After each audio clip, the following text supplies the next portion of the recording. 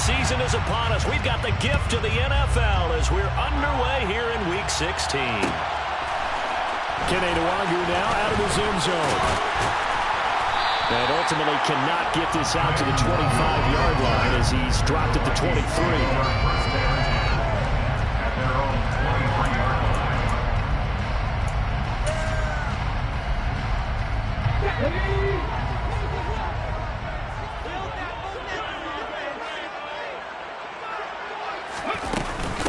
They start the drive with Cook.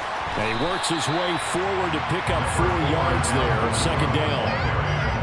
Well, on every play call, you realize it's not going to go for a touchdown. So a lot of your calls are setting things up for maybe later in the game, trying to establish the inside run with toughness now, hopefully get to the perimeter later. And let's face it, you could do worse than a 4-yard run on first down. Following the pickup of 4, here's 2nd and 6. Here's Cook again. He'll get a yard, that's all, as they get him down at the 28. Defensively, we always know that he is tough in run support, and I think the way that he gets there is he understands what an offense is going to do before the ball's even snapped. A great job of scouting prior to the game, then reading, reacting, and taking the right path to the ball carrier.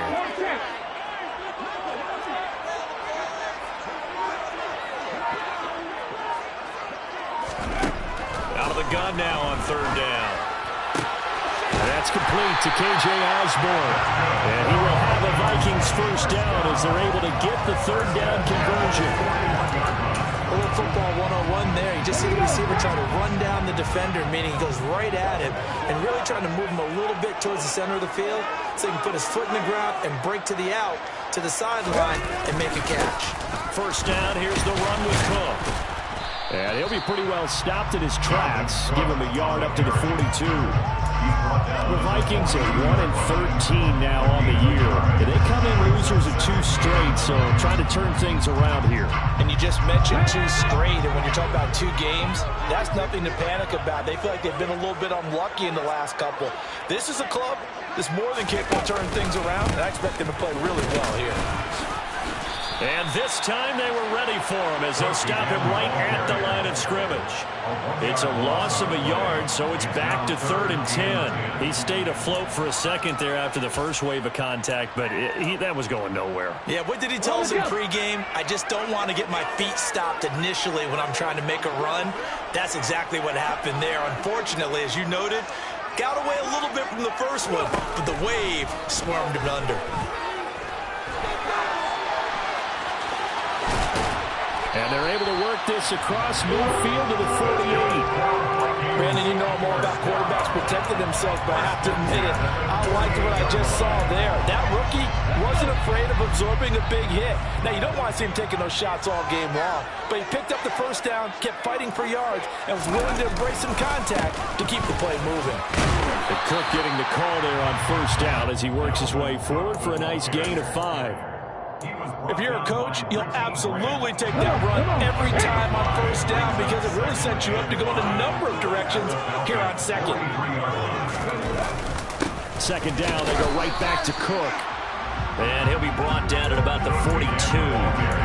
When a drive goes this long, you have to give a lot of credit to the guys up front, those big fellas, because the offensive line is putting something together that allows them to continue to control the ball. And I know a lot of people think they get fatigued on a long drive. Actually, a lot of times the reverse happens. They actually get energized because they're controlling the ball, and they're the ones dictating to the defense. This will be play number 9 of the drive here as they need 4 yards on 3rd down. He'll drop to throw. Open here, Adam Thielen. And that's going to be good for another first down as the tackle's made at the Falcons' 29-yard line. They give him 13 yards there on the play and a fresh set of downs. That catch for his career is number 589, so 11 away from 600, but it also right now ties him with Hall of Famer Fred Biletnikoff. And we remember Fred Biletnikoff well because of the way he went about his business in catching the football. And we're seeing something similar here. Someone who runs precise routes, has excellent hands, and knows how to get the ball to the end zone. A 1-yard gain can look like a disaster, but it all depends on how the game is going.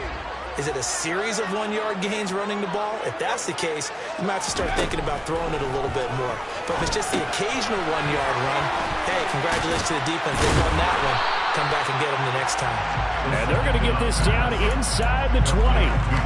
Charles, Thursday night game. I think a lot of teams probably say shrink the playbook somewhat. Is that correct? I think you're right about that because you just don't have the amount of time that you have in a normal week to put in a full playbook. So as you said, you shrink the playbook, pick out the plays that work best for you. You know what else you're looking for? Who are the freshest guys coming off the last game to play on a Thursday night?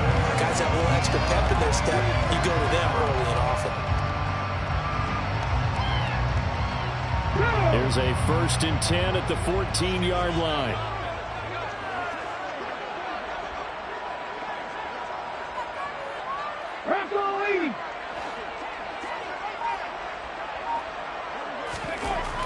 Back to throw. He's got his man. It's taken in for a Viking touchdown. T.J. Hawkinson, his 3rd touchdown now on the year. And the Vikings will claim the early lead as they're on the board first here tonight.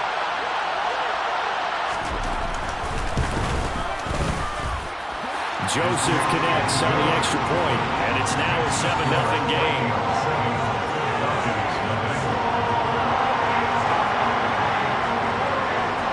The kickoff team on the field now as they will send this one away.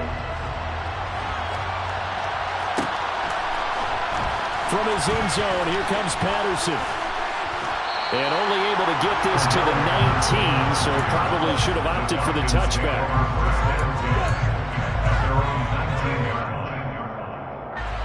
Falcons 1st and 10 here as Ritter gets them ready at their own 19-yard line. They'll try and start this drive in the air. Oh, he's going to air it out right away. He's got a man complete. Touchdown, Falcons.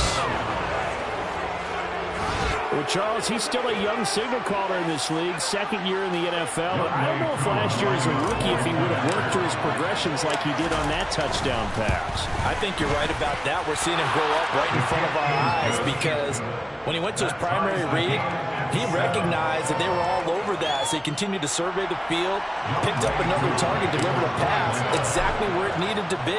A very mature play for the 2nd-year quarterback. Each team's had it. Each team has scored. 7-7 here as the kick's away. And they'll put up the stop sign there as his guys will get it at the 25.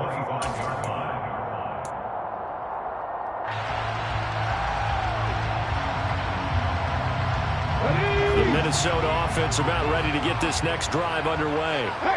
They are losers of 2 straight coming into this Thursday night game. Is it more difficult, CD, when you take a losing streak into a quick turnaround game like this?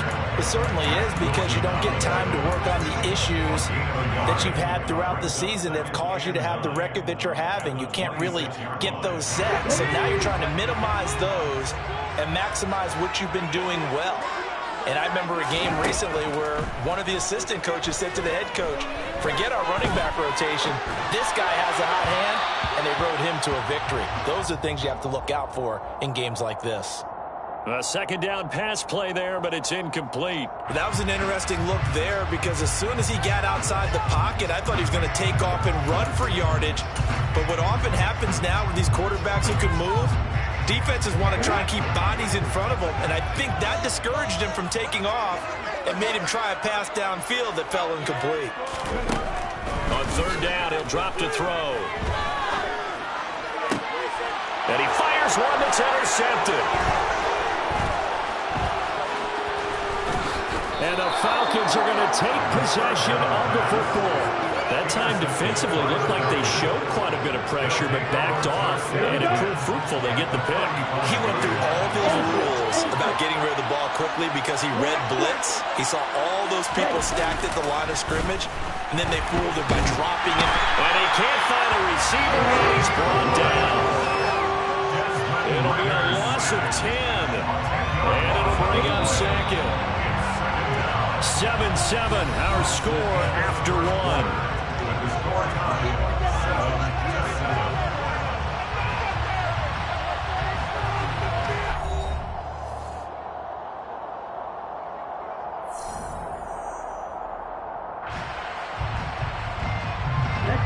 job becomes twice as difficult now after the sack. It's 2nd and 20.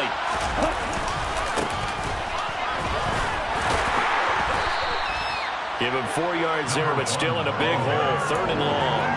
Well, they didn't get a whole lot out of that one, but I think you got to continue to try and run and try and keep the defense honest. I mean, or also just sit back, dare you to throw it on every down. Yeah, you get your quarterback hit a lot that way, too. And some secondary help here for the defense in the nickel on 3rd and long.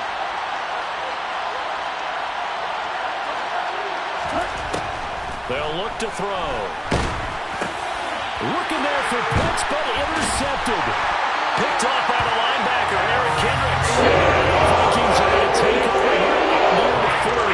See, I know it's just his 2nd year as a quarterback, but that's going to be one where the first one to take is out. I shouldn't have thrown that. No doubt about it, and his coaching staff will be emphatic about he shouldn't have thrown that ball. But remember, 2nd year, as you noted, on-the-job training, so he's got to take this feedback that he's getting, negative or otherwise, and turn it into positives moving forward.